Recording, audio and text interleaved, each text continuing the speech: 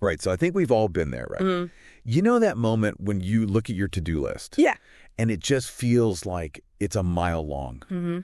It doesn't even matter what it is, whether it's like that side hustle you've been meaning to start, Right. or maybe it's finally getting serious about writing that book that's been in the back of your mind for like forever. Yeah. Or maybe it's, getting in shape, finally learning a new language, or even just like Yeah. getting your sock drawer organized. Sock drawer.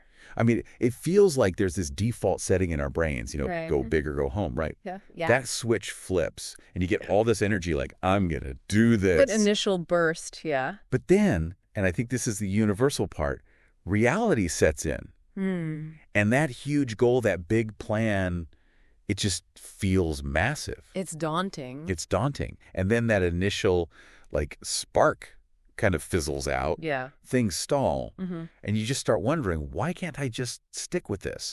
Yeah. The intention is there, but then the follow through. Exactly. And it's so frustrating, right? Absolutely. And I think it's interesting how we tend to, as a culture, almost glorify these big, sudden changes. Oh, totally. Like the overnight success stories, those complete transformations. Before and afters. Yeah, exactly.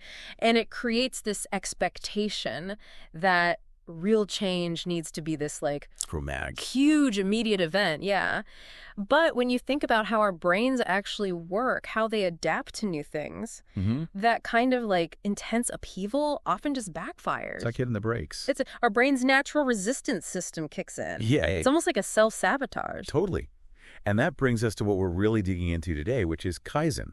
Okay, Kaizen. So you might have heard of it. It's a Japanese philosophy, often used in business. But at its core, it's about continuous improvement. It's this ongoing process of just making things better. Right. And what really grabbed my attention is that it takes a totally different approach to change. Yeah. Instead of those overwhelming leaps, it's all about taking ridiculously small steps. Tiny, almost insignificant. Almost insignificant, yeah.